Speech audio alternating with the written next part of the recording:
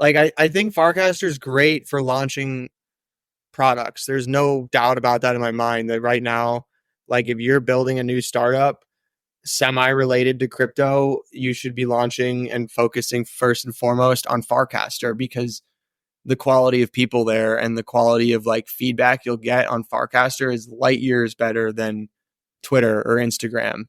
And I just sort of took it as, okay, we're going to build something else and probably we're just going to utilize Farcaster to get people on it. And we'll see what happens.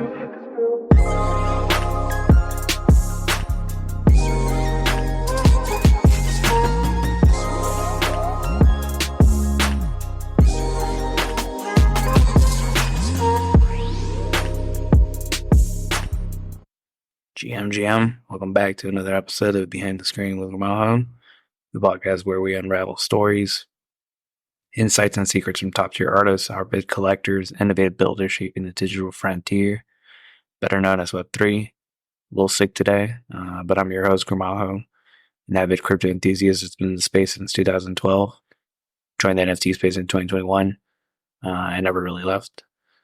Yeah, so this week's episode is with Colin.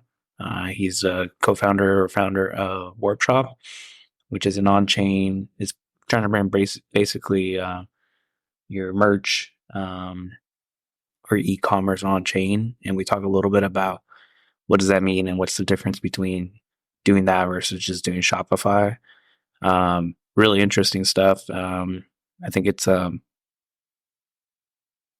segment that hasn't been explored fully yet. I think we're still trying to understand what are the benefits of going on chain like that with commerce. If you're in the crypto space, it's pretty clear. But yeah, hope you guys enjoyed this episode. And yeah, let's dive in. All right, man. So thanks again for doing this. Really appreciate it. We'll start off with, just like the intro, who's Colin, what is Tweak Labs? And then we'll go from there. Cool. Yeah, it's interesting doing this, like being on this side. I've never been interviewed. It's always like I've been doing the interviews with Tweak Labs for a couple of years. So I'm super excited to just like get to kind of ramble and spew a bunch of stuff. Did I cut out there for a sec again? Yeah, you did for a hot second. All right, I might have to do like low data mode. If it happens again, I'll make sure to fix that or move. All right, no worries.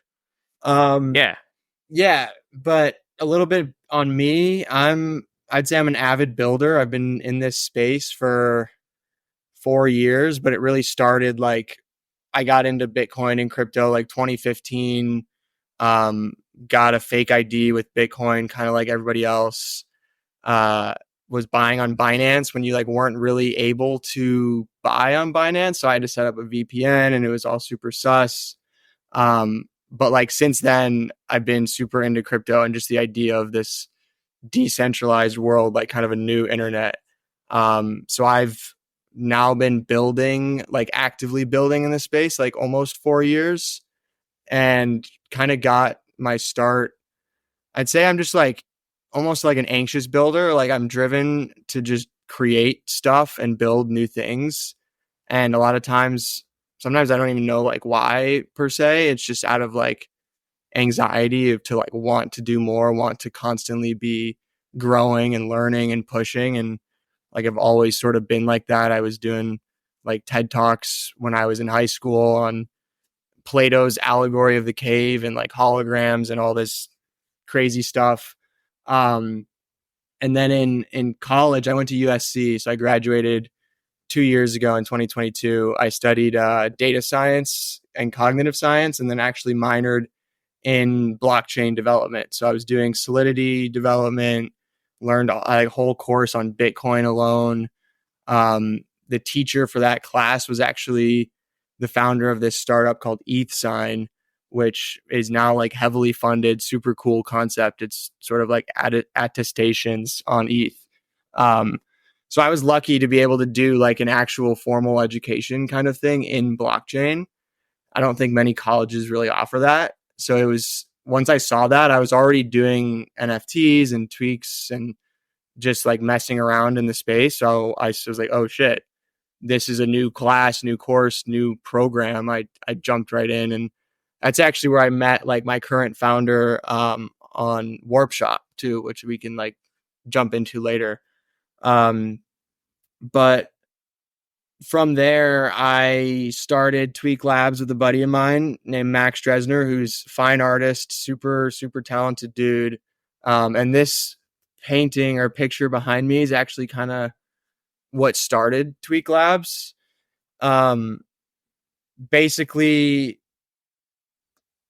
oh, wait a sec. Basically, found out that, or met this guy, Max, through my fraternity in school, and really talented artist. And I was like, hey, just learned about this thing called NFTs. This was like 2020, late 2020. And we sort of teamed up to mint his artwork on the blockchain and start making NFTs, see what happens. Like, can we do something here? Is this a thing? And as we were doing that, it sort of continued to blow up and became like a real thing. So we made it into, it's essentially a digitally native brand that covers a bunch of different areas. So we do fashion, we do events, we do art first and foremost, and we do tech. So we've got a lot of cool, interesting, just random pieces of technology that we've built on top of the tweaks. And then I would say first and foremost, Tweak Labs is just a amazing community of really interesting, nice, funny people that are, for lack of a better word, tweaks. Everyone in the community's like tweaky in their own way, kind of offbeat. And that's how we like it. So we try to keep that kind of vibe going. And that part of that is, and I had said like earlier, I'm an anxious builder type, which is a big reason why we made Tweak Labs very mission driven, focusing on like mental health initiatives. So we've done a lot with different charities, hosted spaces with them, donated, hosted a couple of events with mental health charities, and then did a little bit of that kind of mental health advocacy work at USC while I was there. So that was great. And then from Tweaks, I see you enabled low data mode. I must be cutting in and out. Yeah, I'm gonna turn it on. I think it cut off like a couple times during that. Shoot. Okay. I can also do the same. Yeah, it's good. At least this will focus on grabbing the audio. Yeah. Which will be good. Let's see. So how did you turn on the low data mode? I was able to turn it on for everyone, so you're good. Oh, okay, cool. Yeah, so it's on for everybody. All right. Sweet. No, that's awesome. I think yeah, you got in pretty early. You're like me then. So like I kind of fell in love with Bitcoin for the same reasons that you did, like early on as well. And it sounds like you took that passion and started acting on it in terms of like creating Tweak Labs and did you study computer science at USC? Data science. And then, like I said, I might have cut out, I minored in blockchain development. So I was doing Solidity development courses at USC, which is really, and it's interesting. I kind of got my computer science background through the cognitive science because I was doing a lot of like UI, UX sort of design engineering type stuff, a lot of front end, which was a lot of fun to do. And that's sort of where I kind of fell in love with software, I guess. No, that's awesome. And are you still predominantly doing front end, or are you doing like full stack now at this stage, just based on predominantly front end? So currently my co-founder on Warpshop, he does most of the back end, and in general a lot more of the development, and then I'm more on the branding, the product, community, marketing side of everything. But I do really enjoy like jumping in the code and helping and writing cool front end design where I can. It's just like a lot of fun for me. The back end stuff, not as fun, but it is still really interesting. It's just like you run into a lot more bugs when you do that, and I hate bugs. They're very frustrating, obviously. So yeah, but I actually now work at Red Bull full time doing.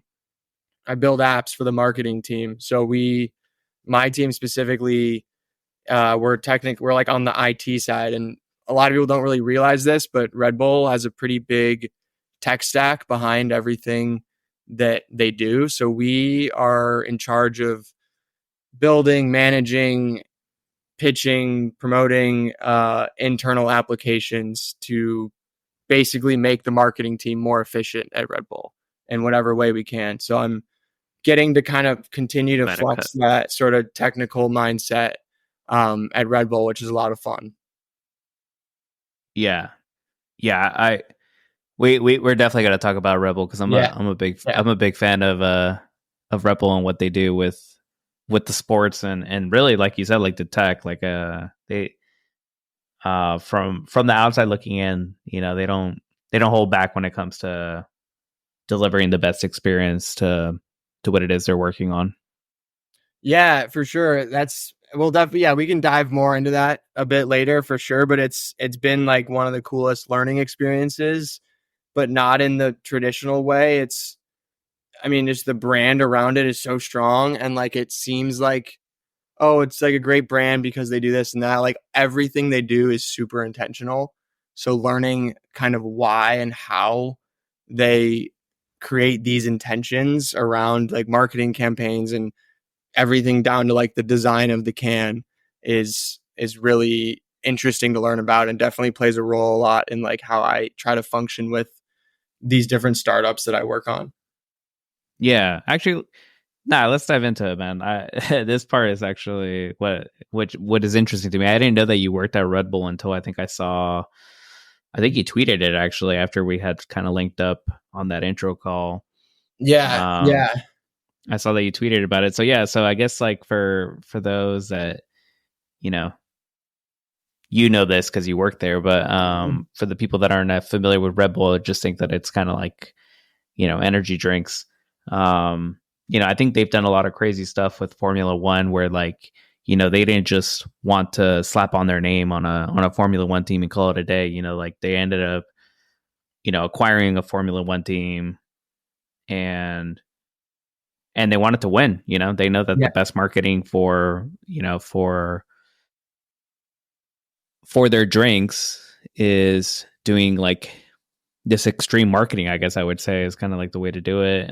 Same with soccer. They didn't want to just like put the name on the stadium or do anything. They've acquired a bunch of soccer teams. So Yeah, and that's like the approach that I guess you don't really realize until you kind of take a hard look at Red Bull, and it's really unique in that sense. Like everything they do, they don't want to just slap on the brand name or throw on Red Bull or the logo and just like call it a day. And hey, here's the logo, here's like some money, and here's like let's do a partnership or a marketing opportunity.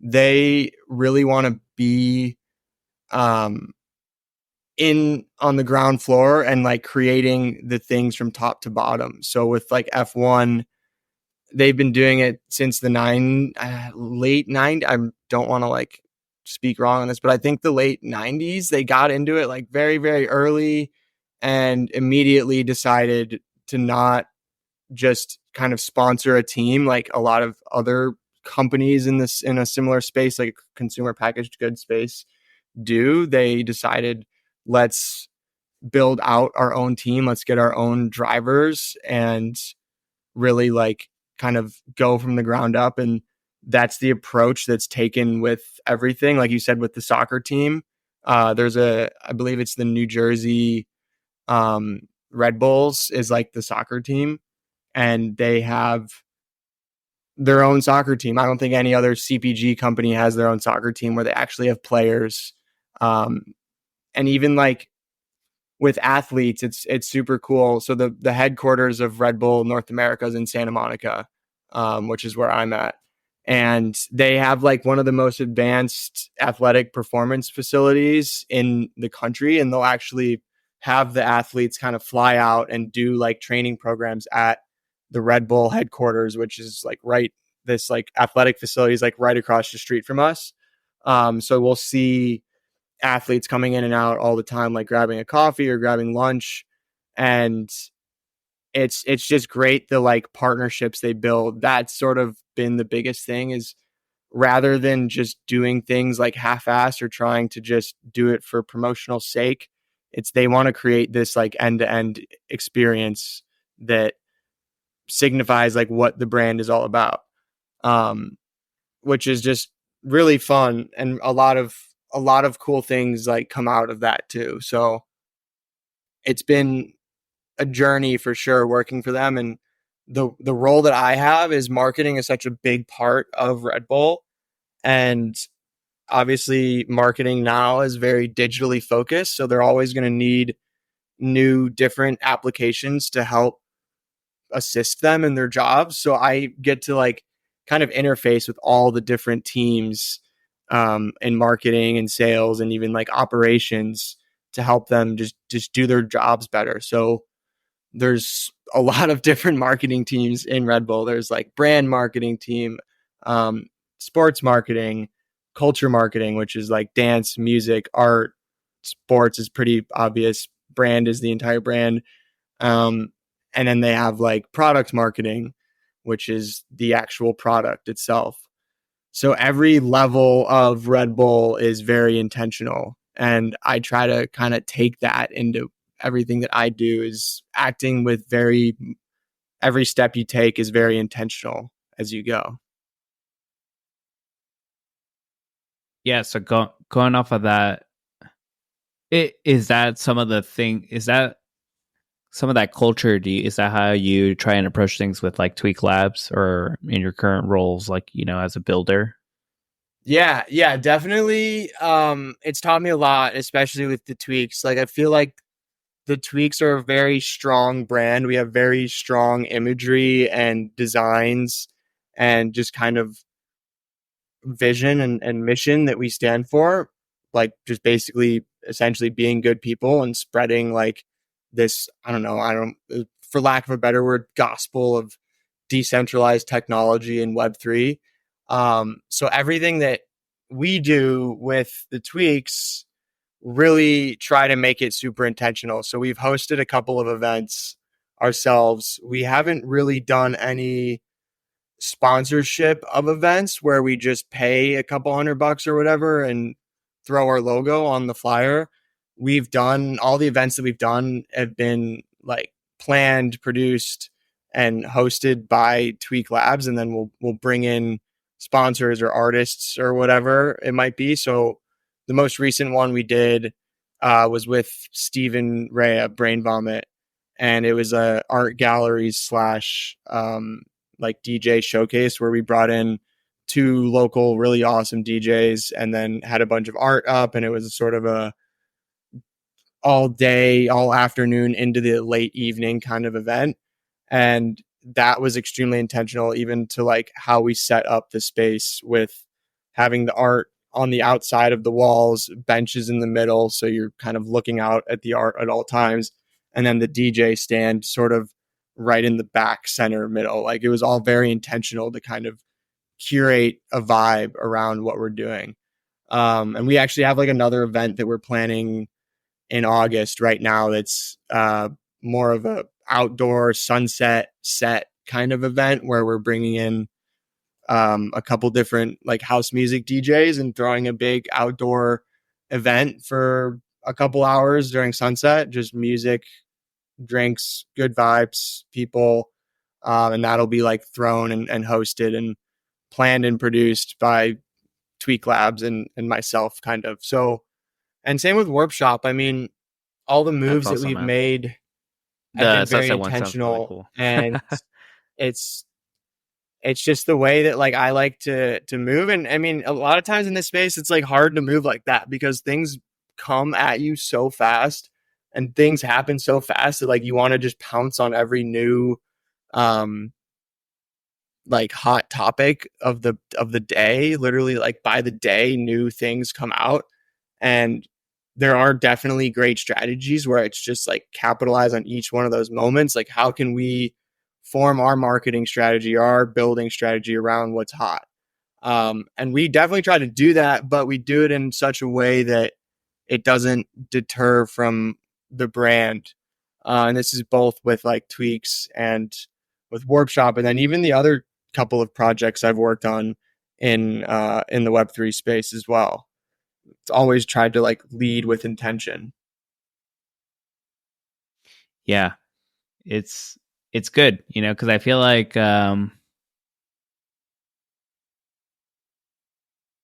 it's good to be methodical, and also, like you said, there's so much happening in Web3 space, like it moves so quickly that you also need a little bit of that flexibility, but you still like, if you're intentional, then you could be like more precise with what it is that you're trying to accomplish. And sometimes it's like, Exactly. I don't know how to describe it. Like, sometimes it doesn't have to be like, we're going to do this release. It's like, we're like, it could be like, we're trying to have more engagement or make our product sticky, like that could be like the intention behind it. And, a new like direct cast API opens up with Farcaster, and then it's like, okay, we think that lines up with this thought process, so let's work on that like immediately. Yeah.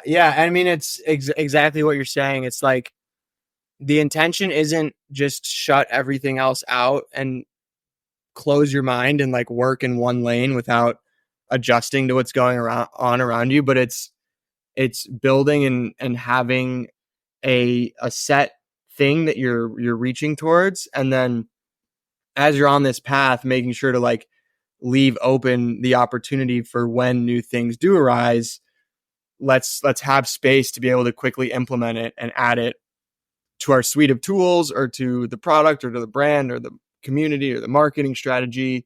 I mean, the direct cast is like a great one. I mean, I think they put out the direct casts API, I don't know, maybe 2 weeks ago, a week ago, or not a week ago, 2.5, 3 weeks ago. And we had just set up email notifications for like anyone that purchases a product through Warpshop. You'll get an email kind of letting you know what you just bought. And then same with the seller, will get an email notifying them they just made a sale. So we had that set up. And then once we saw that this direct casts API was coming out, it was pretty easy and made a lot of sense to then just also integrate that as well. So actually right now, if you set up a Warpshop and you go make some sales, or you buy some products from other Warpshops, you'll get direct casts sent right to you, which that's the sort of intention like that I'm talking about. It doesn't have to necessarily mean like, okay, we're going to take 3 months to think about this and then do it. It's more, let's leave ourselves open to new opportunities and jump on them when they come, if it makes sense for what we're doing in the moment. Yeah. And especially the way the Merkle team, or the Warpcast, or not, like the Farcaster team, like the NDW, like they move so fast, man. It's insane. Like it's tough to keep up sometimes. Yeah, like they'll, like, even for me, like, as like not a technical person, I like it's nuts to me. Like we'll say like, this one's actually taking the longest, I think, in my opinion. And it's not a criticism against them, but like, Vitalik's like, we want longer casts, and it's had a lot of really good debate on Farcaster, but like the direct cast one, I swear, like that one, it came out of nowhere, honestly. Yeah, it came, like literally, like they were like, 1 week it was like, hey, we're thinking about this, and then a week later there was like, here's a spec sheet, it's ready to go, and like these companies are using it. Same with like frames inside of direct cast. Like I swear, people were asking for it, and then like 7 days or 8 days later, they're like, here it is, and like here's hyper subs already using it. And it's like, it's insane, dude. Like the speed that like sometimes, like, if you were like, oh, okay, we're gonna take 3 months to think about something, like you could miss multiple boats. I mean, 3 months ago, basically 3 months ago, 3.5 months ago, frames launched. So if we had taken 3 months to debate whether or not we should put out frames, Warpshop like wouldn't even be a thing right now. I mean, it's they move at a pace that is awesome. I love it. Like, you want to see companies moving at that kind of pace.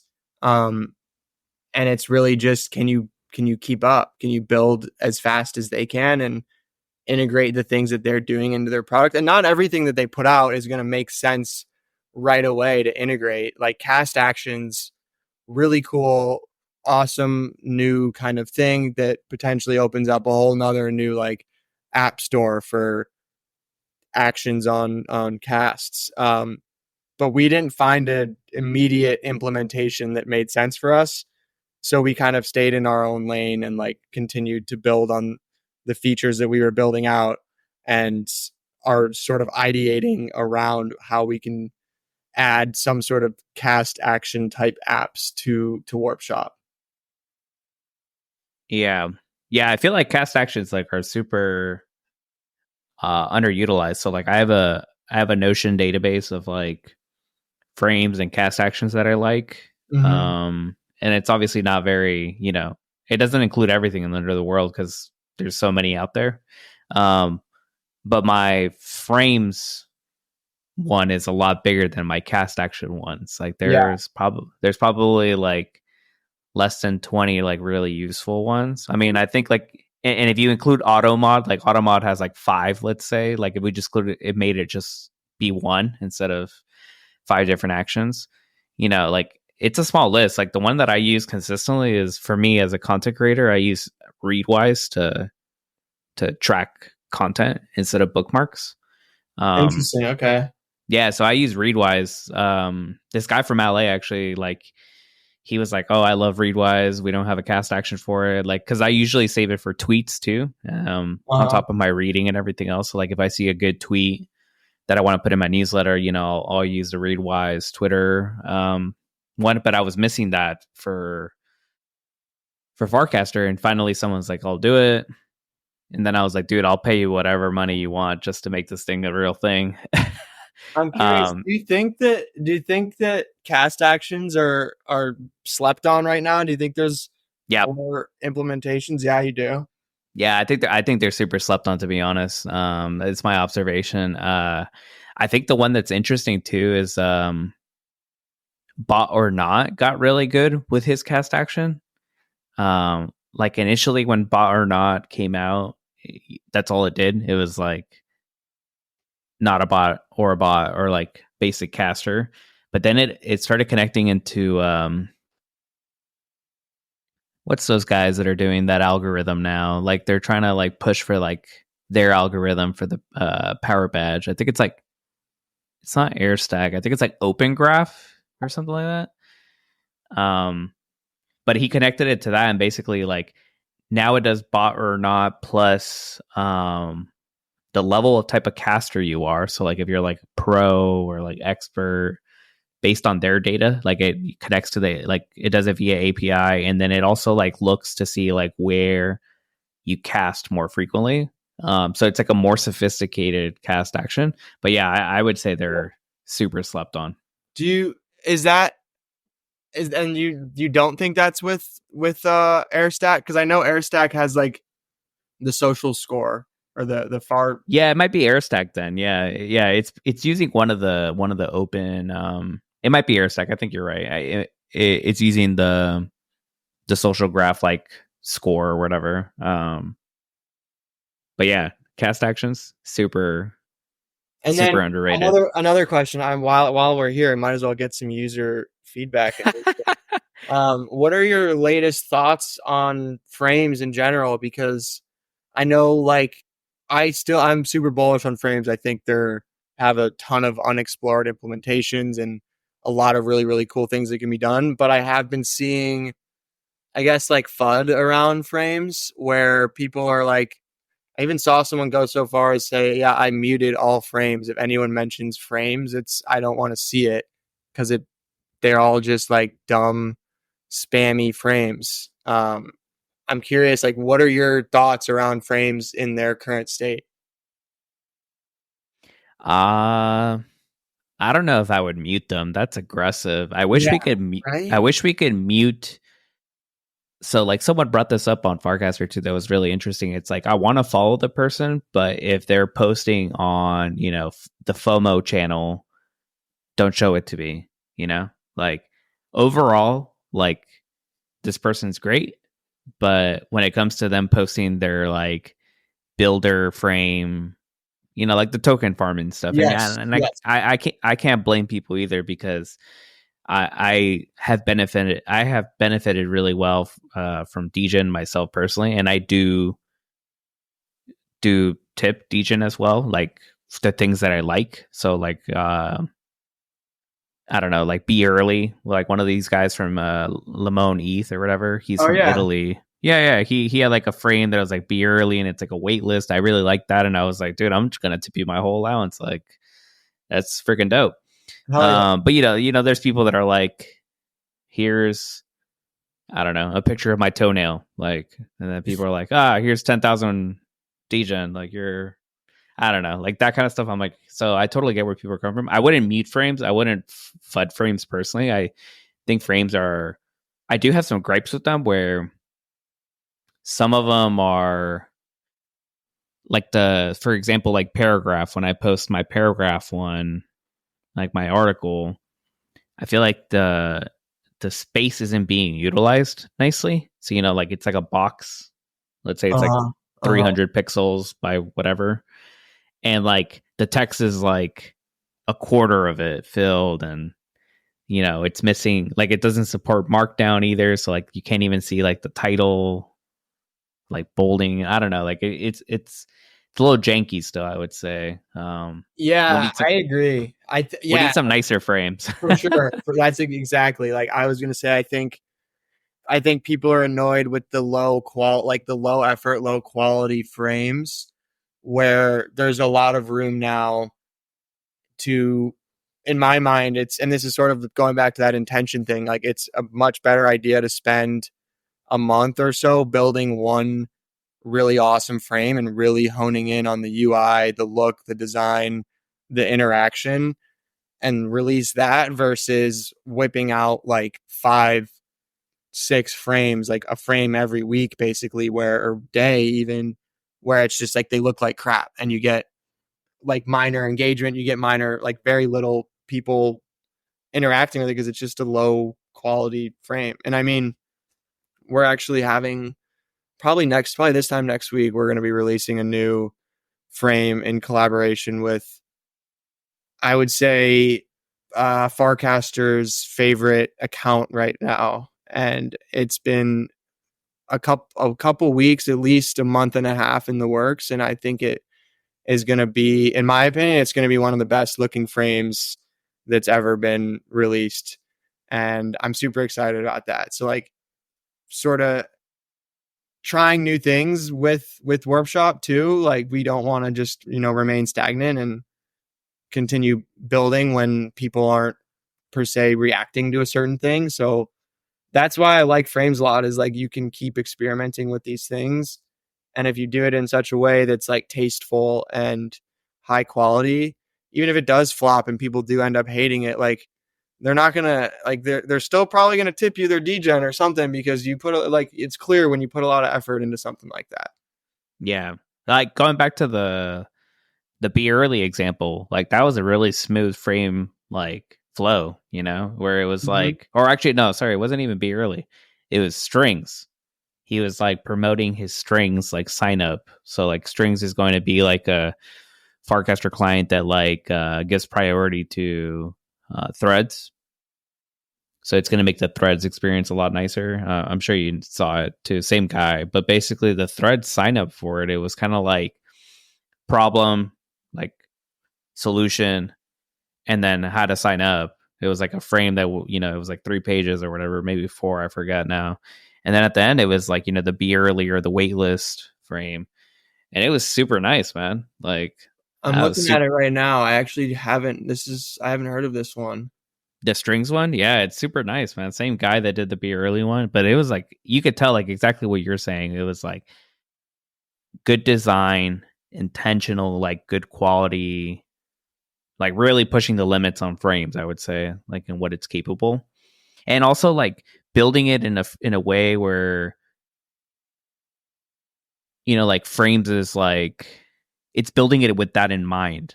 So instead of like being like, oh, let me, put a hodgepodge of things and make it into a frame. It was like, no, I'm building this so it looks good on a frame from day one.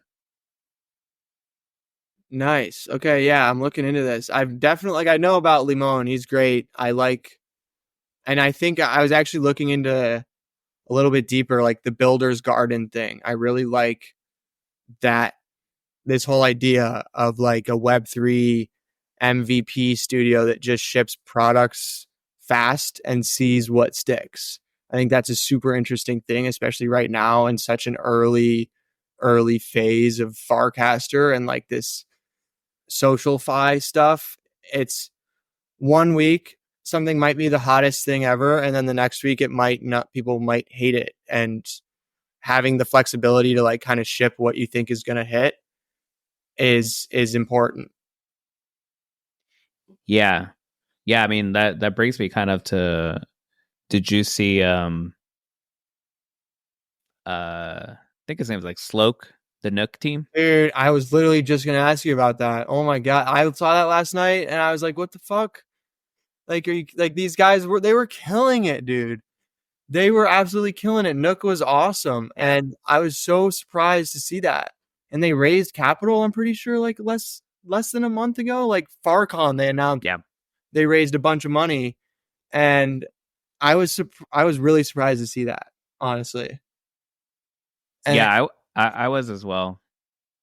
it was funny too. I saw like I'm good friends with Martin, who like launched the Higher Coin. Me and him actually, he was somewhat of, I don't know if I would like mentor is the right word, but he was a year older than me at school, and we were in the same organizations, and we'd always like jam on this kind of stuff. And I saw he posted yesterday, like RIP Farcaster, February 2024 to June 2024.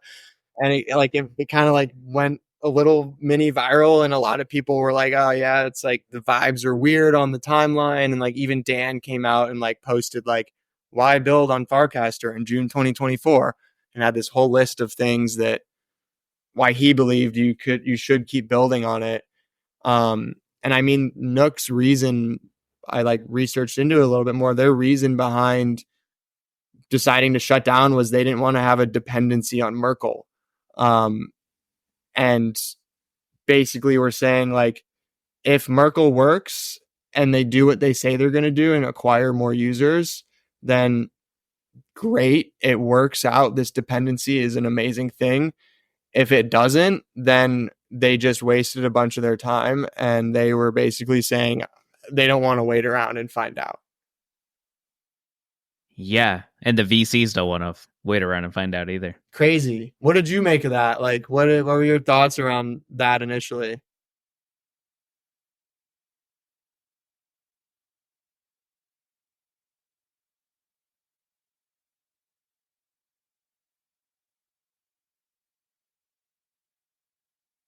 I think you might have cut off. Oh, I probably cut out. I just asked, what did you make of the Nook thing? Yeah, I think for me it caught me off guard. I've been following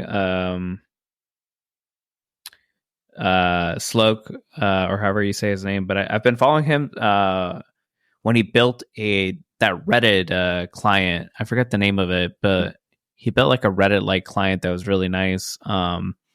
Because I think Vitalik did like an AMA. Yeah, actually, it was Vitalik. Vitalik did like an AMA a couple months ago, maybe like in February or late last year, if I'm remembering correctly. And it was really kind of like the experience to see that AMA on the Farcaster side or the Warpcast side wasn't that nice. And he built that like Flink, I think that was the name of it. It was like a Reddit client, like, and it was really good to read the responses. And follow the conversations with that tool. So I became familiar with him then, and then got in pretty early on Nook, like on the test flight, just because I was following him for a while now. So I was really bummed to see Nook kind of for this to happen. I kind of get it though, from like the perspective of, if you take VC funding, they want to bet on you, like in your team, and the dependency on the Merkle team is like it's a double bet. You're betting on the Merkle team plus the Nook team now. Yeah. And that might just be, a barrier too high for VC money. I also get where Dan's coming from too, where it's like, if you're not taking VC money and you're doing like the builder's garden, like you're building MVPs and you're okay with kind of testing things out until you figure something out, you're bound to find something that's going to work and stick really well. But again, keeping yourself available or open to work on other things is critical in this, this moment right now. So that's kind of how I took the whole thing, is like, I didn't read it as like they're done with Farcaster. Oh, for sure. Yeah. I read it more like they're going to explore other ideas.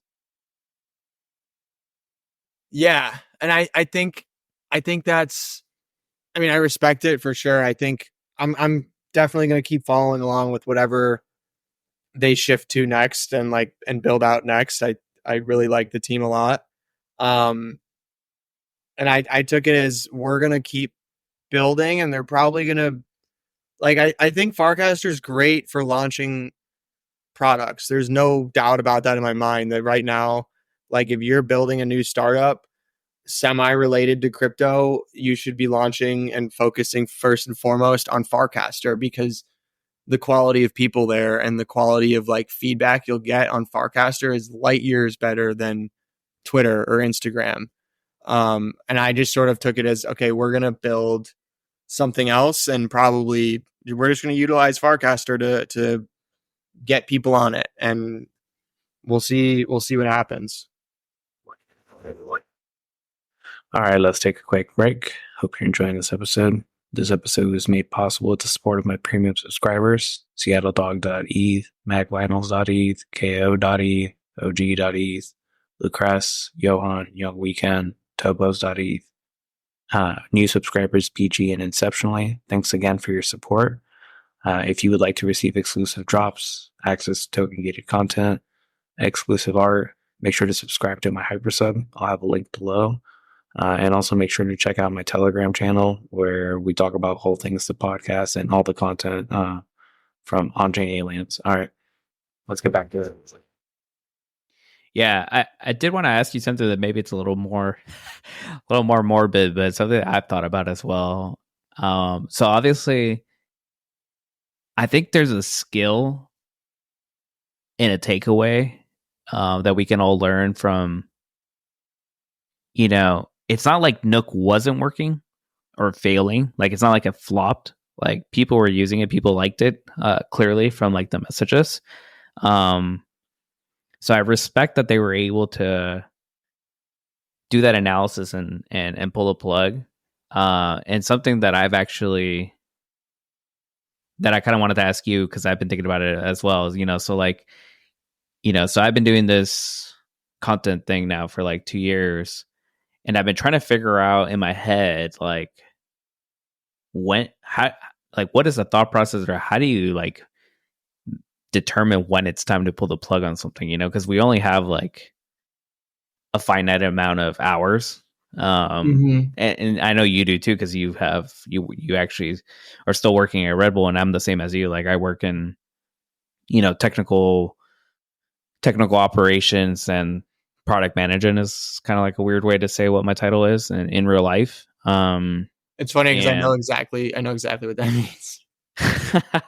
Yeah, it's like I'm in a weird place. Like, it's in the legal space. Like, I'm in a super weird position. Like, but that's the easiest way to describe it. But I'm like the tech implementer for legal departments. Like, it's weird, but yeah. So like, I don't know. Like, have you ever thought about that? Like, how would you know when it's time, or how would you even come to a decision like that? Like, I'm just like, that's what I'm mostly curious about. Like, how did he know?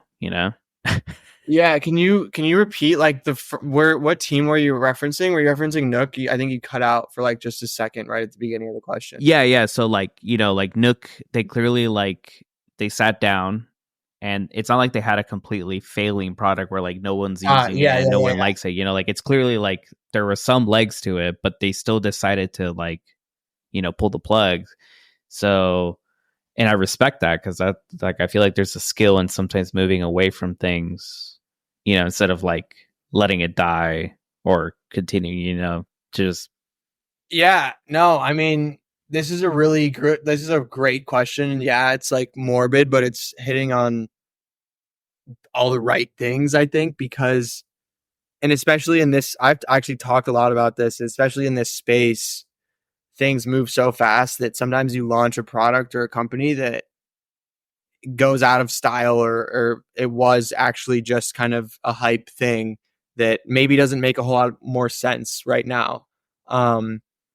And it's sort of a double-edged sword, because in a lot of startup and entrepreneurs' minds, that would mean, okay, we can like really rapidly iterate and just keep launching new products and trying things out and seeing when things actually hit, and like when we think that this is a long-term play.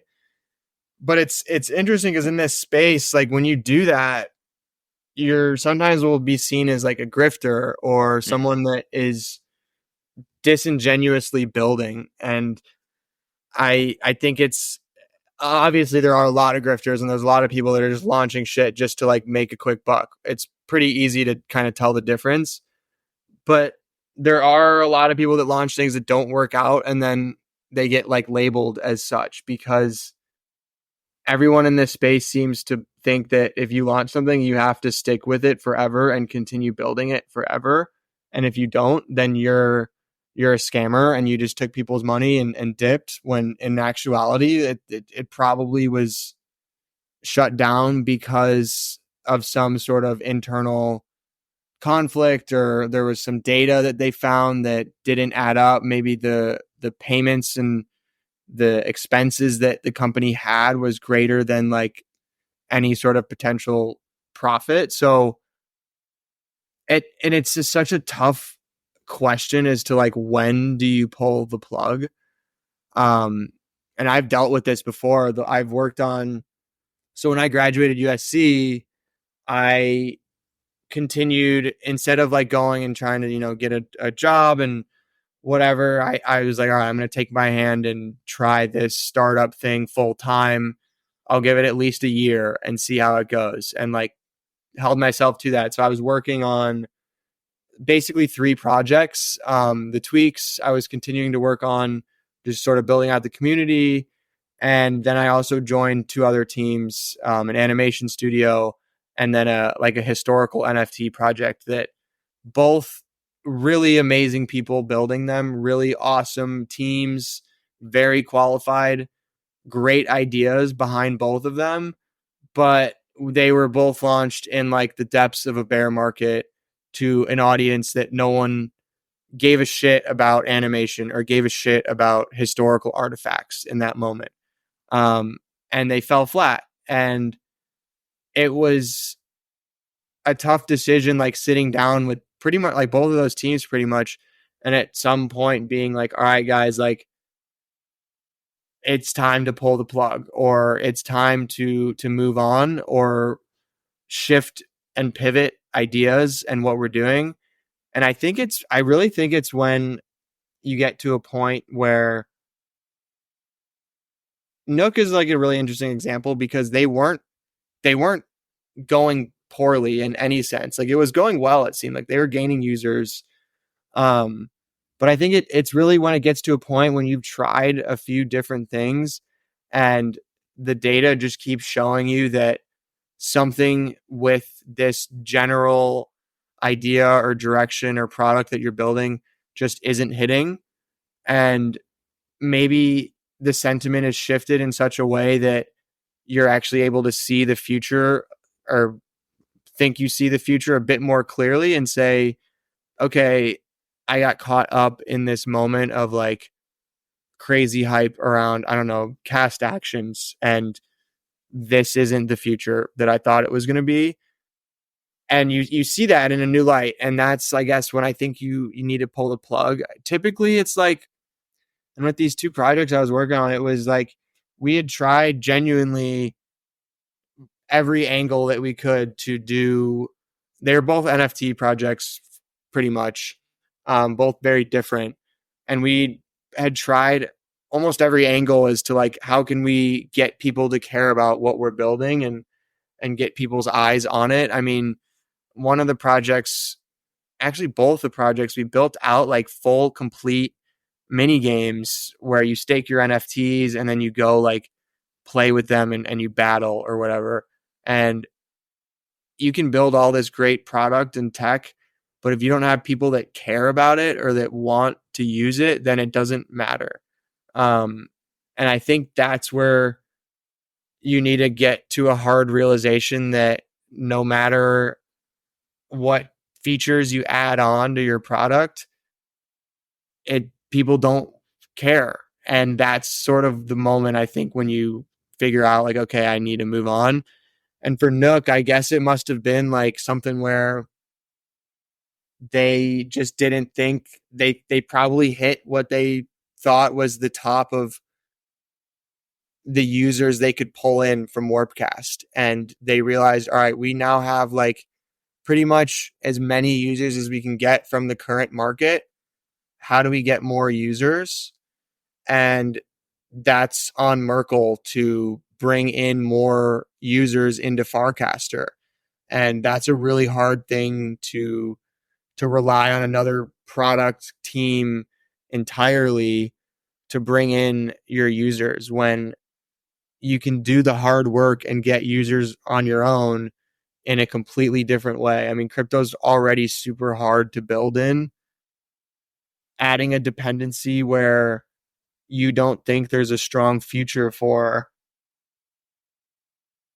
is a really good reason to kind of end the life cycle of a project. This is a super long answer because I'm sort of like piecing it together as I speak out what I'm thinking, but it's like it is a really good question because it's just this is like one of the most important things as a startup founder is you're going to fail like probably 20 times out of 21, and that 21st try it'll hit. And like listen and read about any startup entrepreneur, founder, whatever.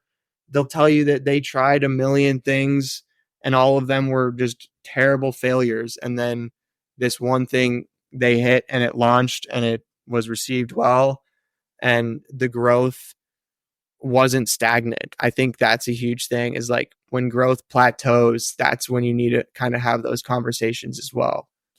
Yeah, that's very true. Yeah, no, I know what you mean. Yeah, like I listened to a bunch of business entrepreneur kind of podcasts, and I know that's like, you know, like there's like almost no difference between like between you and like a crazy person, you know, because you need that level of belief in yourself and in the tool and what you're working on, you know, for it to work.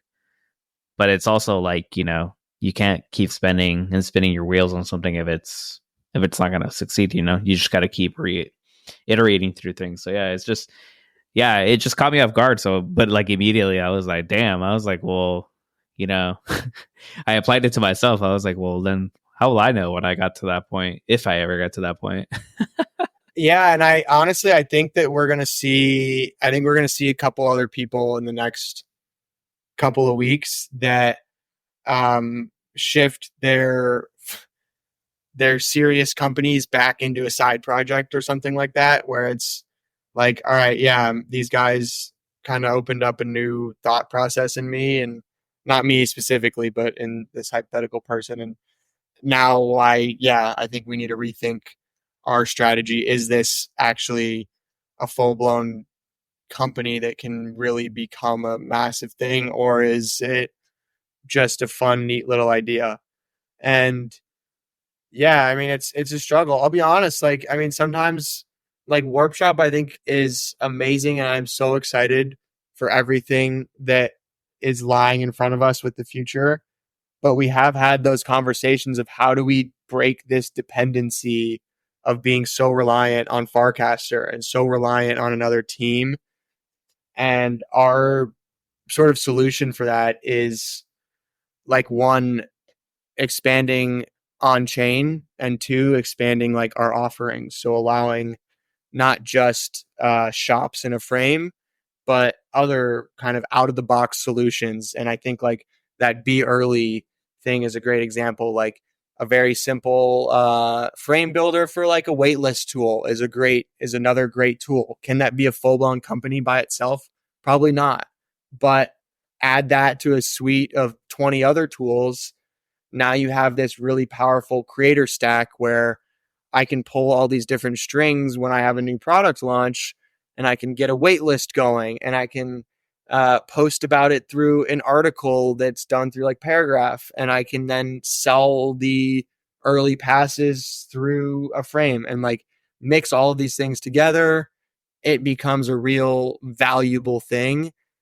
Put all of these things on chain, and it completely 100x is what can be done. And I think that with Warpshop, that's like the big unlock, is really having everything be on chain. And what I mean by that is when you set up a Warpshop, when you add your products. Also, I never really gave a summary on Warpshop. I mean, just kind of jumped right into it. No, you could jump into it. That's where we were going next. Anyways. Yeah, which I love. But basically, Warpshop is a no-code tool to make a storefront in a frame, and it's V1 simplicity. And expanding beyond that is putting all of your shops and your products on chain in such a way that they're composable and they can be used not just in a frame, but they can potentially be used if another person decides to build a frame that renders all of the, or not build a frame, but build a product that renders all of these on-chain products. And the biggest unlock with that and with on-chain commerce, in my opinion, is the fees. Like, I even had this conversation. Someone came up to me today and said they were helping another person set up a Shopify, and the only options they had were a 3% fee plus a 30 cent on every transaction fee, or a 3.1% fee with no like change added to it. And I was like, that is insane. For reference, Coinbase Commerce is a 1% fee, which is minuscule. Like 2% is a massive number for really, really big companies. So I really do think the big unlock is that fee being able to be so much lower, to where it's in a lot of cases literally even pennies, because maybe there isn't a fee in the specific protocol that you're using to exchange goods. And it's now like, how can you build out infrastructure around these transactions to make them more than just transfers on the blockchain? It really is like providing context and metadata around a transaction so that it's seen or viewed by a certain app in as a physical product transfer kind of thing.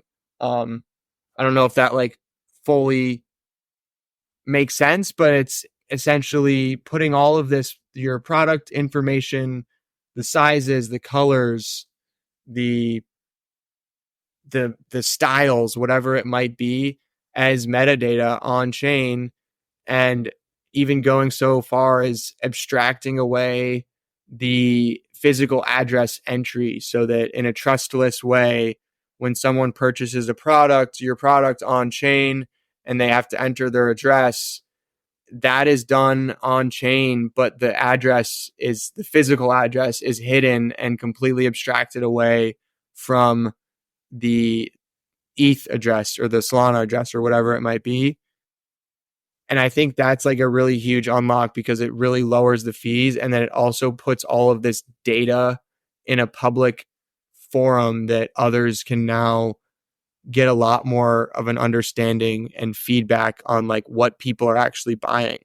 Like, imagine if every single product that was purchased through Shopify was all on chain, and you could go somewhere and just look up on like a block explorer how many t-shirts were sold through Warpshop or through Shopify in the last day. And that information would be directly accessible. And that doesn't mean you know where they were shipped to or what kind of t-shirts, or potentially even like what stores were selling the t-shirts. But now you know that what kind of products were being purchased in a very, very broad way that is not accessible in like any other fashion. I think it's just, I mean, that's the nature of public blockchains, is like really this it's giving access to, it's making the ground even for everybody to build things on top of, because we all have access to the same stuff and the same data.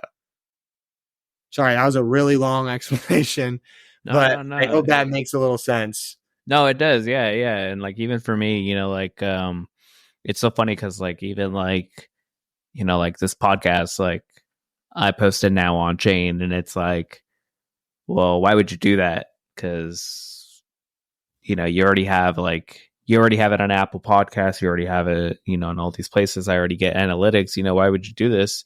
And kind of it does make sense a little bit. Like why would I do it? Because like it bifurcates my listening base too. You know, like now my metrics are not really representative from my podcast host, because some of it's not being listened to through a traditional RSS feed. You know, it's being listened to on pods or whatever.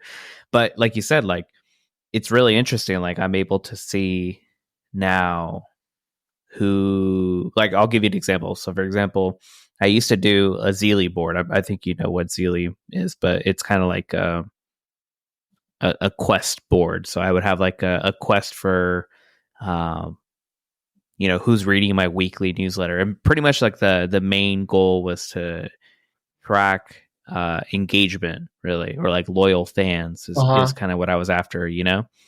And I was doing it, you know, because like in Web 2, everything is like, you know, its own database. It's, you know, not everything has an API. Not everything is like connected together.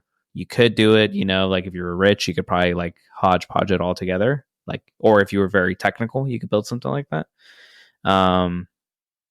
But with doing this on the blockchain, you know, I'm able to basically point it to a bunch of contracts and be like, hey, if somebody collects my podcast, you know, give them 1 point. If someone reads my newsletter, give them 1 point. If they follow me on Farcaster, give them 1 point.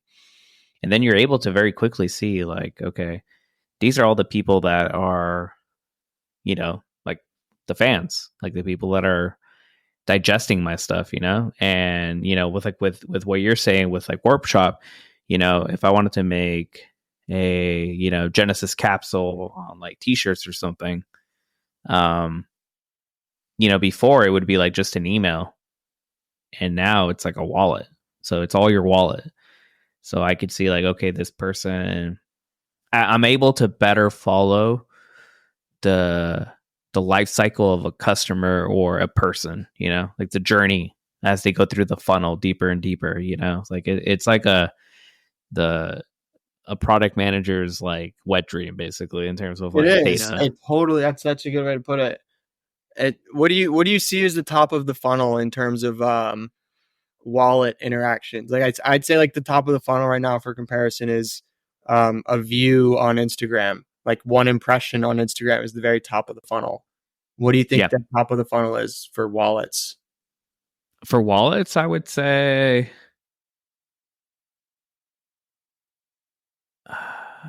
I would say that based on my experience, it would be like signing up to my newsletter, like on Paragraph. This is me specific, but like it would be like signing up to my newsletter on Paragraph. I could see their wallet. That's it. They just signed up. Yeah. You know. Yeah. That's it. That means to me they showed interest. That's it. They're gonna get my newsletter, and then now I have collectibles on. So if someone collects it, that means that now they're willing to press a button. That's one layer deeper. Yeah. Yep, one layer deeper. And then if it's kind of the same for the podcast too. Like, you know, I can see who's following it, and then if they collect it, then it's one layer deeper.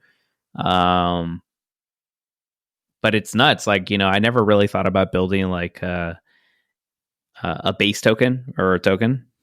And I'm like, okay, but now I can build a token and I can see who the holders are. So, you know, like you start grabbing all these bits and pieces of data, and like, you know, you just like, you could see like at the very bottom, like who are the, you know, the true followers. And I don't mean it like in a weird way. It's just like, you know, I want to incentivize or reward those people, you know. It's like, you know, they're consuming and listening, and you know, they're clearly vibing with me. So totally. You know. Yeah, Totally. they deserve to get rewarded in whatever way I can think of. I would say I totally agree with you. I would say the top of the funnel can go even higher than that with now with Farcaster. Like, so for example, someone signing up for your newsletter through Paragraph, amazing example of like top of the funnel, it's showed interest. You can go even deeper and you can actually, with just one click of that Paragraph frame, and Paragraph probably isn't like collecting this right now or showing it to you, but this is sort of where we're kind of starting to head with Warpshop is we can see exactly who the user is that interacted with the frame. So even if someone isn't purchasing anything or signing up or submitting anything, as long as you click one button on one of our frames, we can get your wallet address, we can get your FID, your Farcaster username. We can see then, like, once you have the wallet address, it unlocks this entire world of on-chain information and data. What coins do you hold? What NFTs do you have? What apps do you use the most? When was the last time you signed up for someone else's like signed an attestation on chain? Like, all of these things can be seen, and that is, to me, like, it's so powerful. It's like someone literally just has to click on a post and we can immediately get this whole world of data that is super valuable for someone like you, a creator that wants to understand who the people are that are actually going and signing up and using and listening to your podcast. Like, being able to see that, like, okay, if someone took the time to click on this frame that I made, that is valuable information. Okay, now what tokens, like, what's the most held token of the people that then decided to sign up? All right, for some reason, my product's really popular in the higher community. Let me go over to the higher channel and now post there and bring in more of the people that enjoy what I'm doing. And oh my God, no way, channels are also now on chain. So now I can see all this like likes and recasts and replies and everything that's being done inside this channel. And I can see what users are replying to what pieces of content. Like, if someone's responding to every Polymarket meme post that's being made, that's incredibly valuable information. Now you know right off the bat that this person either loves memes or they love gambling or they love sports or they love prediction markets. And that is all so valuable to understand, like, how to grab and reel in your potential customer. Yeah. Yeah, no, I agree with that. That you could see that's all extremely valuable. I forget the name of the company that I was using for a bit. Is it Ungroup? I forget the name of it. For what use case? Basically, like, you can create a group of wallets on this app, and it shows you all that information you're saying, like, what tokens they're collecting in the last, like, obviously you could do this via Dune, but like they were making it easy to, like, drop a bunch of wallets and be like, and give it a name, and then you're able to like see what it is that they're active on, like what app they're using, like what marketplace are they using, OpenSea versus Blur, kind of exactly what you're saying. Like, you're able to see everything that they're interacting with, which is extremely useful even for me, because, like, now I could be like, all right, everyone's collecting this on-chain token or builder token. Let me write about that, or like, let me go over here and see what it is that they're talking about. You're able to write better content that's more specific to them at that point. Yep. Yep. And it's like with the builder token stuff, I really like what they're doing too. It's super cool. And like, you can instantly see how much builder someone has or build token someone has, and that provides some sort of more further social proof. And I guess this is like what Airstack is doing with the social, with the, I don't remember the exact name. It's like social Farcaster score or something. That's a very valuable number. And it's like, they're basically pulling in all this on-chain information about people that are interacting on Farcaster and giving it to the user so you can understand exactly like what kind of person they are, what kind of person they are online at least.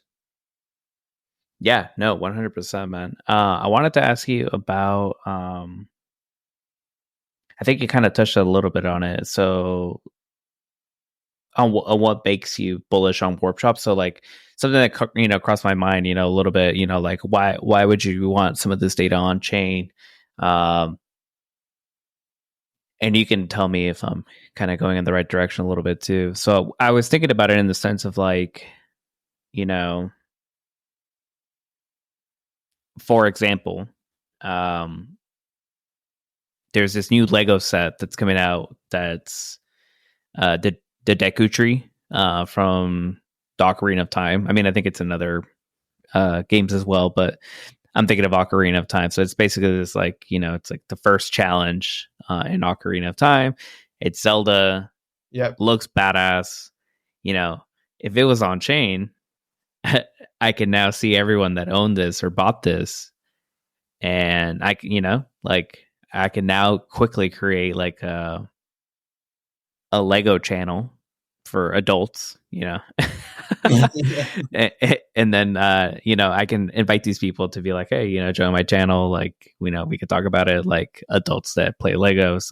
That's like a whole demographic too, in case you didn't know. But like that's like the benefit I see from like putting things on chain is like, you're able to bridge those connections and there's better data now, like so like something like interface can show better suggestions to you, so like if you had a paragraph, like if there was a content creator that had a paragraph newsletter that talked about the latest Lego sets, it could be like, oh, you collected Legos via Warpshop, you would like this content creator that talks about Legos, like it could piece it all together for you, which is really nice. Yeah. Is that what gets you kind of bullish on? Yeah, I mean, you just Warpshop? I guess you sort of just answered my question in like a perfect example for me. I think one, the first and foremost thing is like the idea of having the ability to shop directly in a feed really excites me, and this is like where like Instagram and TikTok are headed with all these like TikTok and Instagram shops. And I obviously don't think that those are going to go away. And like, I don't think frames are going to replace those. I think frames are another opportunity to get your products as close to the end user as possible and reduce the friction for conversion as much as possible. So being able to directly just buy something that you like with like 2 clicks of a button, sign a transaction, and boom, it's now on your way, and you have the tracking number in your DMs that you can look up. Very powerful. And I think that sort of like number one is like that is the distribution that a lot of people are looking for. And having this be on Farcaster and on like an on-chain sort of social graph, it allows me to then to get all of this really unique, interesting data about that person and understand them on a much, much deeper level than I would be able to on Instagram. I don't know exactly like the analytics that Instagram would give me on my users, but I think it's very limited in terms of like it's male, like gender, age group, and then maybe like some of their interests or something. Whereas like this data is, and it's almost like my mom actually had asked me this recently when I was explaining sort of like blockchain stuff. I don't know why, but I've gotten her into blockchain so long ago, and for some reason she didn't realize until like a couple months ago that that anybody can see the balance of her crypto wallet, like of her ETH wallet at least. She's like, "What? Like that feels so weird. Like that's like they can like almost like look into my bank account." And I'm like, "Yeah, that's the point of the blockchain, it's all public. I can look at what tokens you have, can look at what you've done and what you've interacted with, and it is a little bit like intrusive in a sense that anybody is able to see where and what I'm interacting with, but also at the same time it is very beneficial because now, and I see this in the future, based on my 5 years of ETH wallet history, I'm going to have like the best possible algorithm or the best possible suggestions for things that I might like because of my last 5 years of minting NFTs, buying coins, playing games, interacting with people, clicking on frames, all these different things. And it makes it incredibly valuable for the companies and the people that are trying to like sell me something, but also it's valuable for me as an end user because now I can get the best possible suggestions across many different applications. And like, yes, this is true for like Twitter and TikTok algorithms where like you spend 5 minutes flipping through it, the algorithm's immediately adjusting. That same thing can happen, but across every single application on Ethereum. And that's what's like super exciting is one, the distribution, and then two, the data that comes along with it is why I'm very, very bullish on Warpshop frames and in like the broadest sense, just on-chain interactions and on-chain commerce. And maybe it's more than just on-chain commerce. Like you brought up interface. It's really cool. It's almost like a block explorer, but with very niche, specifically designed kind of mechanisms behind it. And it's awesome what you can kind of learn about other people and yourself through these things. It's almost like freaky, I guess. Like sometimes I don't want to know how much money I lost on an NFT. But I guess it's good for me to know, you know? Yeah, yeah. Well, it's funny because they just released like a token view, which is really nice actually. So like it shows every single time that you've bought into or sold a token or did an airdrop. So like for DGen on interface, you were able to see how early, you got in or if you sold the top or, all that. And it keeps people honest too, like it's funny, people will be like, oh yeah, I got into Bitcoin on X on X date. And then I'm like, cool, like show me your wallet, like the one that you used to buy it with. And they're like, and I'm like, no, I don't, because like you should have the receipts. Like it's that simple. This isn't a complicated thing, like I'm able to show like my purchases from Coinbase, like you said, like from like early 2015. I was like one of their first customers. And you could see it going into my wallets and stuff. It is scary, like you could see like, this dumbass bought a pizza for 1,000 Bitcoin like in 2016. So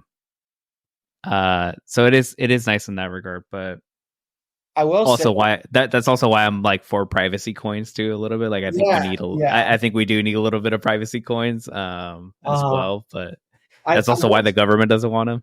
Exactly. I mean, yeah, I guess what I'll say to that too is it in an age where like it's so easy to fake things with there's just a million tools you can use. You could fake an entire life on Instagram using like Photoshop and AI and all these different tools.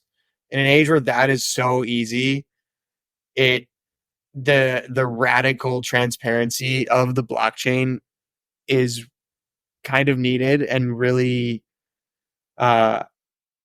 interesting and engaging. Like the fact that I'm able to do things that I know other people are going to see, it definitely makes me think twice about specifically what I might be interacting with on chain for a better way. Like, I don't know, there's that whole meta of like just really heinous coins on Solana, like where it was just like super racist coins. And like for now, forever, whoever bought those coins, that is going to be etched into your on-chain history. And that sucks because that's just like a horrible thing. Like it's good that you can suss out those things and those people that might be doing like just really stupid, dumbass shit on chain, scamming on chain, like sus things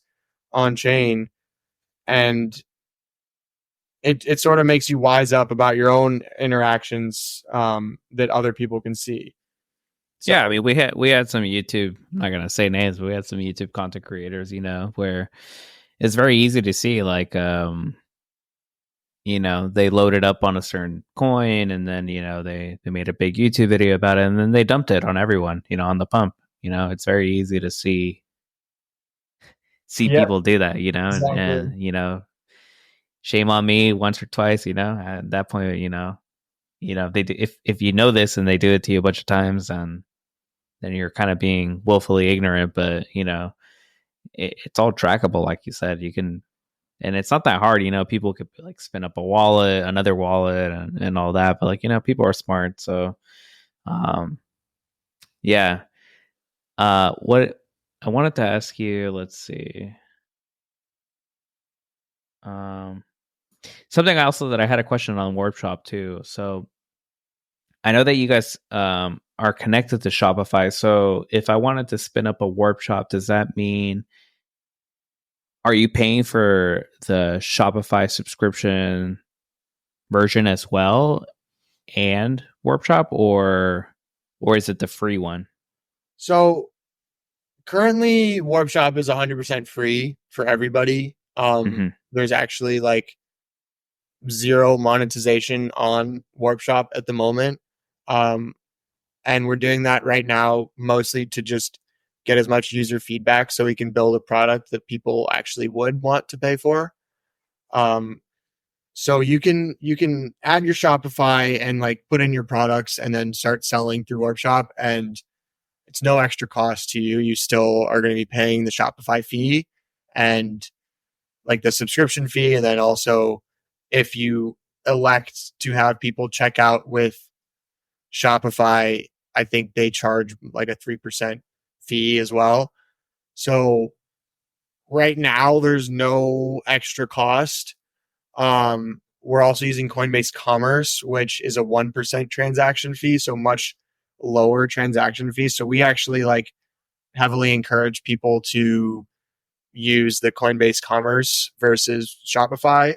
And a lot of the reason that Shopify is this integration is great is because of the fact that you can still just manage your logistics on Shopify on this very built out platform of a lot of people, and I've done this too, a lot of people will make merch and then put the mock-up in a website like Printful or Printify where it's on demand printing and fulfillment.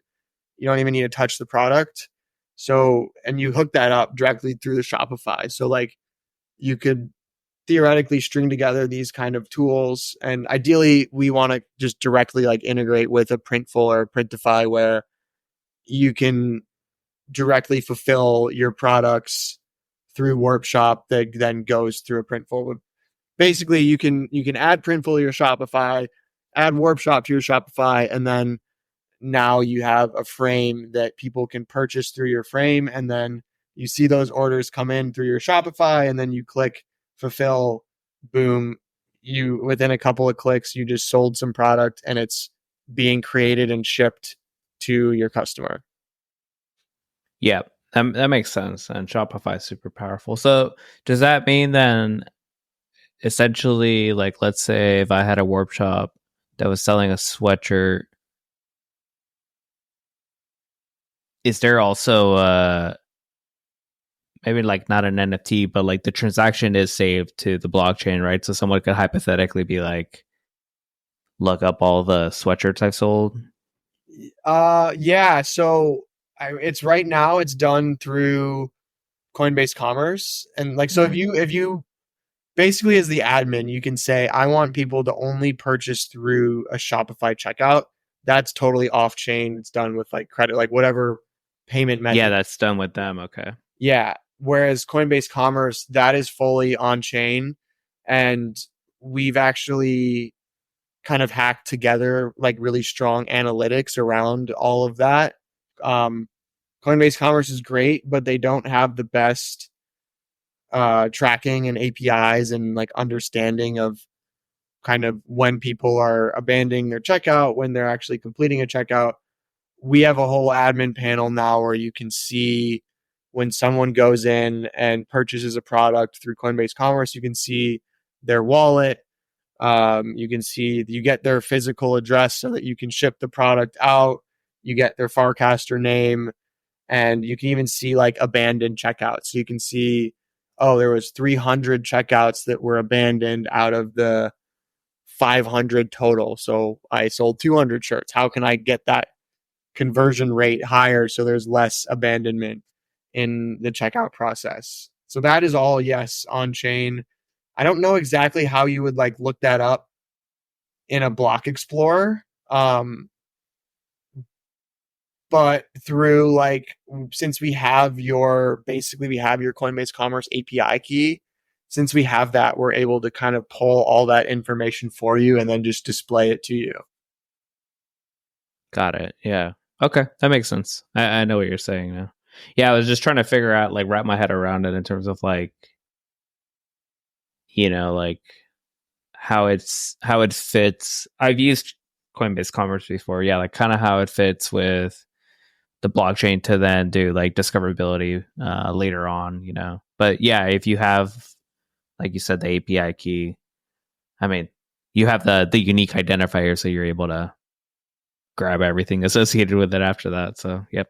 Yeah, and I mean the direction that we're moving is like Coinbase Commerce is amazing. We love it. We love working with Coinbase on it as well. But for us to get the best data possible and to make the transaction in frame and as seamless as possible, we essentially have to make our own smart contracts that allow you to transact Ethereum or whatever currency to purchase the product. So basically, like, end state is you have, as an admin, as a creator of a store, you have 10 different options of what payments you want to accept. So you can enable credit card, you can enable on-chain transactions, you can enable Coinbase Commerce, Shopify, all these different sort of checkout methods. We want to give you the option to use any of these, not just limiting you to Coinbase Commerce checkout. And that is sort of where we're headed with it. Additionally, too, in terms of like a monetization sense, that is one way that we can make the experience incredibly cheap, adding the same fee that a Coinbase Commerce uses, a 1% fee to our contracts. So we're still able to function as a company and grow, but you're also paying a fee that is incredibly much, much smaller than Shopify or a credit card fee. Oh, 100%. Yeah, it opens you up to do a lot more. Yeah, like even for me, like subscriptions are like 10% with Substack because that's where I initially got started. And even with like now I use Fabric and I'm pushing for Fabric as much. And even like Patreon's like 10-15% as well. Fabric's like, I think it's 4% or 5%, like way cheaper than the competition. And it's funny because I'm used to the 10%, and so I was like, all right, so this 5% I'm now putting it into a pool for referrals. Nice. So now people can refer other people, and they can earn money too. And to me, I'm still getting the same amount, but now it's given me the choice to spread some of that love. So 100%, yeah, and you guys gotta pay the bills, man. So yeah, I get exactly. it. I mean, right now we're basically just going after grants and different like funding mechanisms like that so that we can keep the product free in every sense until it makes the most sense to like add a subscription fee or add a percentage fee, like a protocol fee or a transaction fee. Yeah. Exactly. And I mean, like, there are other products out there that are like no code frame builders that essentially what they're doing, like you can do that in Warpshop and it's free and they charge a subscription. We just want to be a better, more holistic product before we start trying to charge. And some people argue and have told us that's not the right strategy, because it's better to have 10 paying engaged users than it is to have 100 semi-engaged users, which, yes, I agree with on some level, but in terms of just user satisfaction, user happiness, it's people like things that are free. So we'll keep it like that as long as we can.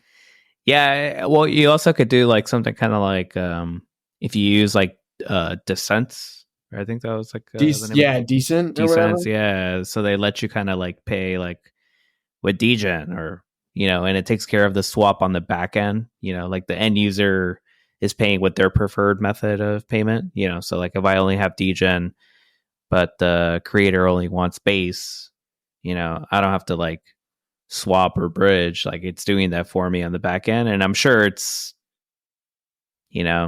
taking some off the top, a little bit for themselves. So you could take that approach too. So it feels free, but you're making some on both sides, on the swap for the degen and the base. Yeah, exactly. Yep. Take the centralized exchange, the Coinbase approach, and the Gemini. Let's see. All right, I have two more.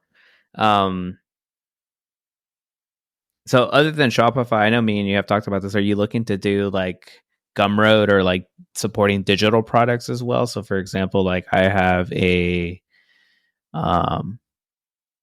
like a Notion template that I sell to collect emails, or to even for money, like have you thought about doing something like that, like digital products as well?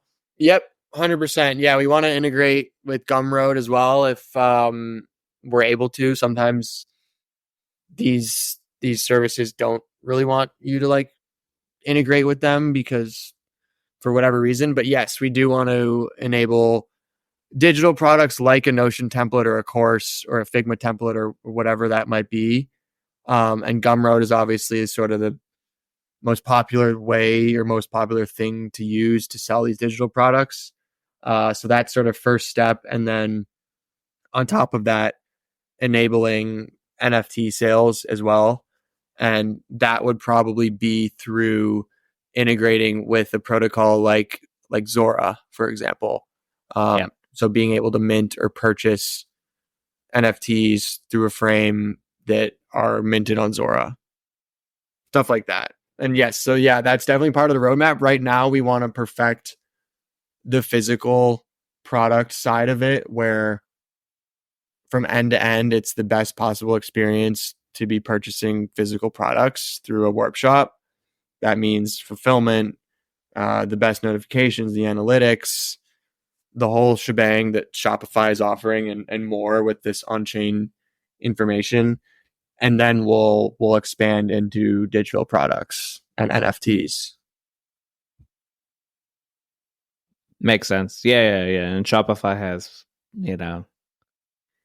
huge market cap, so plenty to chew on there for a while. Yeah, it's pretty wild. I mean, Shopify as a company too is still growing rapidly. Like if you look at their year over year growth and sales and users on the platform, and even like the stock price, it's all just like going up and up. And like you would think that everyone knows what Shopify is and everybody that is selling shit online is using Shopify, but like there's still so many people that you can onboard to a digital sales platform. Yeah, no, I have a friend that works there, and I met some people in Web3 too that worked there like a while back, and yeah, it's like a sneaky company. I think a lot more people know about it now, but like it was one of those companies where like, like the branding wasn't like in your face, so like you had no idea, up until like probably they introduced Shopify Pay, which got really like dangerous in terms of how easy it is. Yeah. But before that, like people probably didn't even know it was Shopify in the back end doing all that work. Yeah, 100%. And I think that was intentional in some way. Yeah. Yeah, I agree. Yeah, once they unrolled, Shopify Pay, like it's so clutch, man. It's like it's dangerous. Yeah, like, and also like as a professional, I don't, if I have a really professional brand and high brand integrity, I don't want to set up a shop that has another company's branding all over it. And I think that's why the branding and sort of marketing of Shopify is pretty like subliminal in a sense, because you don't see a Shopify logo on like any Shopify website. And like most big like fashion brands and companies, huge companies, are all powered by Shopify, and you can't even tell. Yeah, no, it's nuts. I think like Lulu was using them for a hot minute until I think they, reached a certain stage where they like made sense for them to, bring it all in house. But I think they were like huge. Like they made it pretty big purely on Shopify's back infrastructure. So it's kind of nuts. Like you can definitely grow it really big before you bring it all in house. Yep, 100%. Let's see.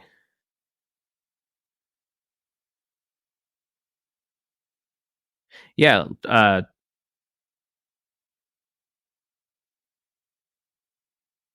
one quick one. Let's see. So you recently did a base boot camp.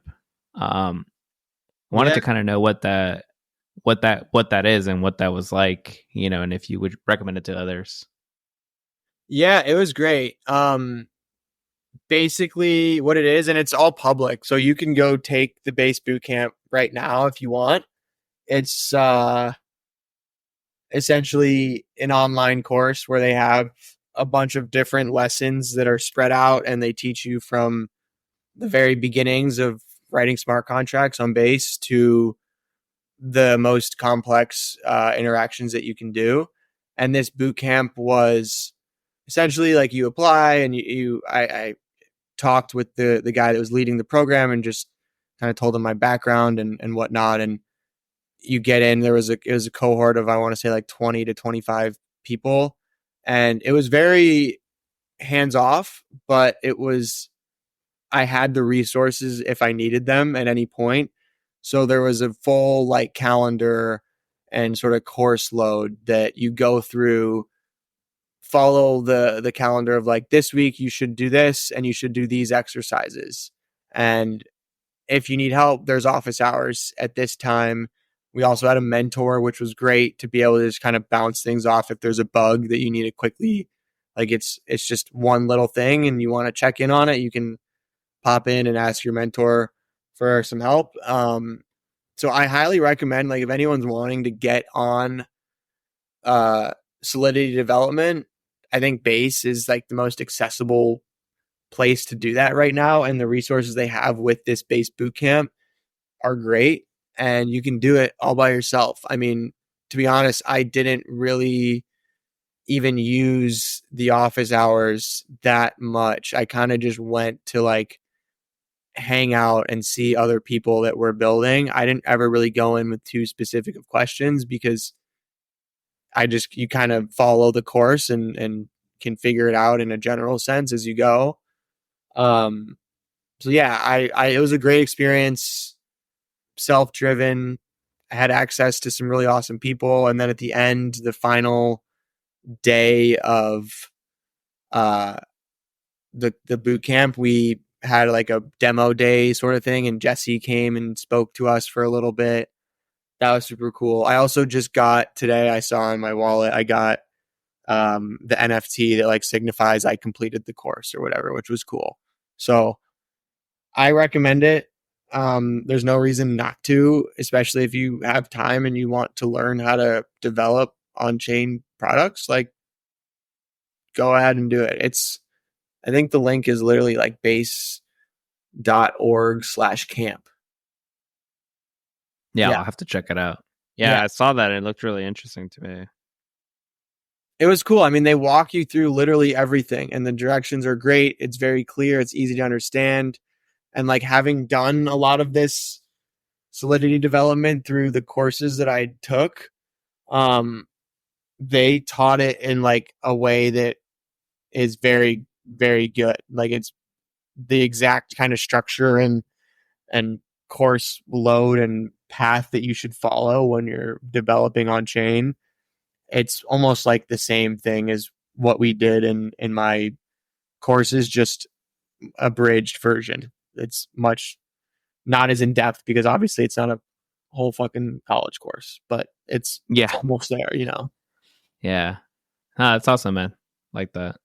I know I saw you kind of talked about it, so you look kind of enthusiastic about it. I figured I'd ask for anyone kind of on the fence. All right. So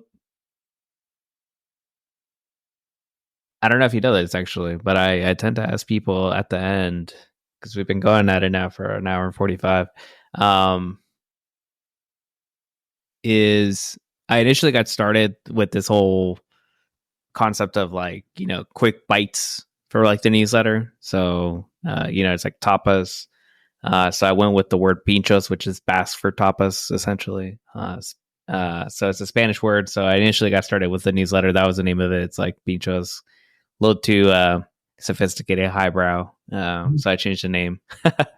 But one thing that I used to ask everybody was, you know, what is their favorite snack? So that's been the recurring question that I've asked everyone. So I wanted to ask you that. What is your favorite snack?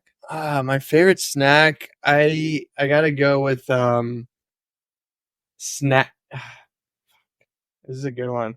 It's either goldfish or a peanut butter jelly sandwich. Hey, my man, there you go. Yeah, I love peanut butter jelly sandwiches. It's like the best snack in the world, man. yeah, dude. I'm a fiend for those. I've been eating them forever. Uncrustables too are amazing. Like it's the you know, I will like fully stand on PBJs being the best possible snack. You got carbs in the bread, you got protein in the peanut butter, and you got a little bit of good fruit sugar in the jelly. It's like Yo, the perfect combo of snack. you know, there's people that do like peanut butter and jelly like diets Really and they lose weight. interesting. I mean, you got to stick to it. Like, you can't eat like 20 of them or whatever, but like, essentially, that's like your meal. And it's exactly what you're saying. You got the fats, the protein, the sugar, and the carbs. And yeah, there's people that have lost weight that way. I mean, knowing me, I'd probably eat way too many though. Super interesting. Okay, I'm gonna look Yeah. into that. That sounds appealing. That's so funny, man. So do you go jelly first or peanut butter first? I usually do the peanut butter first. No, I do sorry. I do the jelly first because it's much easier to clean the knife. Ah, there you go. Yeah, we're on the same wavelength on that one. I've literally said that on the podcast before. Yeah, because otherwise you got to like really clean the peanut butter and then it just gets into the jelly and all. Yeah, exactly. Yeah, there's no, it's too much work. Yep. Yeah. That's awesome, man. Yeah, thanks again for doing this, man. Where do we want to send people? Do you want to send them to follow you on Farcaster and Warpshop? Yeah, I'd love to just have people toss us a follow on at Warpshop on Farcaster and Warpshop XYZ on Twitter, and then just it'd be awesome if people just went to warpshop.xyz, checked out the platform, signed in. It takes 5 seconds. You just sign in with Farcaster and you can immediately start setting up your own shops. And if anyone has any feedback, good or bad, tell me you hate the product, tell me you love it. Open to all feedback. So would love to just get some more people to kind of check it out. Yeah, and it's free. So it is free. So for the moment, you know. For the moment, yes. Well, no, I mean, I totally get where you're coming from with that thought process. So, I know, like, once you've kind of nailed, you know, product market fit and all that, then, yeah, you know, it makes sense to start figuring out how to keep the lights on and stuff. Yep, exactly, exactly. Yep. Well, I appreciate you having me on, man. This is awesome. Yeah, man. Definitely. Thanks again.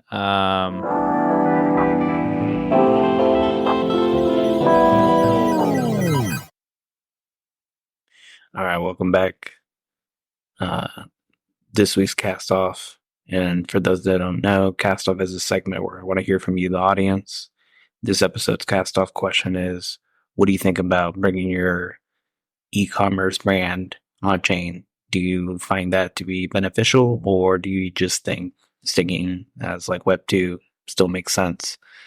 Now, for me personally, I think the example that I gave regarding you can now see, like, if you bought a Lego set, you can now see other people that have bought it as well, and then kind of build a community off of that.